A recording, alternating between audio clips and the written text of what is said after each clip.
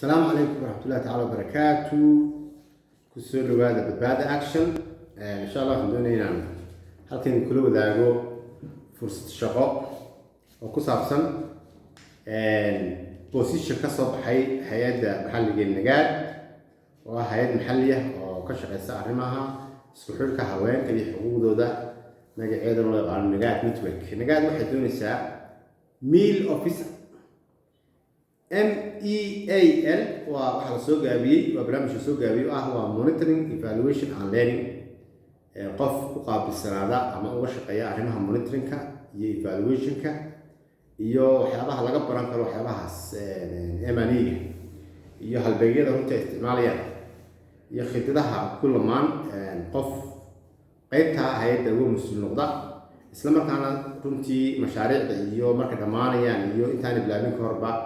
uga qayb qaata qiimeynta kala duwan dhamaanba activity-yada kala duwan ee hay'addu gacanta ku hayso sida caadiga monitorku waa shaqo aad iyo aad u muhiima oo hay'ad kasta u baahan tahay company kasta u baahan yahay sidaas darteed halkan waxaan doonaya insha Allah shaqada banaan positionkaasi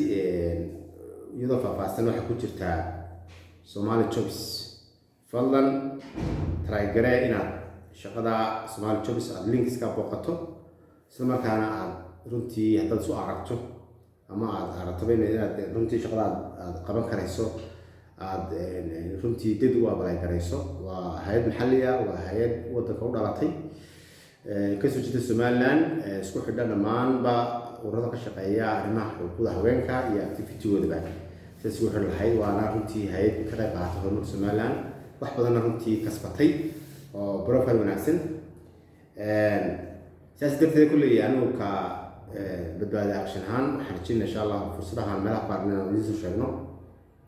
sidaas darteed hal apply gareeyo la isku dayo in markaa shaqadaasi la apply gareeyo insha Allah baritan waxaan soo gelin doonaa shaqooyin ilaa 6 haddii la qadaro channelka subscribe saar si aad ugu mid noqoto dadka hela notification-ka shaqooyinka runtii aan baahino aad iyo aad u salaamayo. Assalaamu calaykum waraxmatullaahi tacaala wabarakaatuh.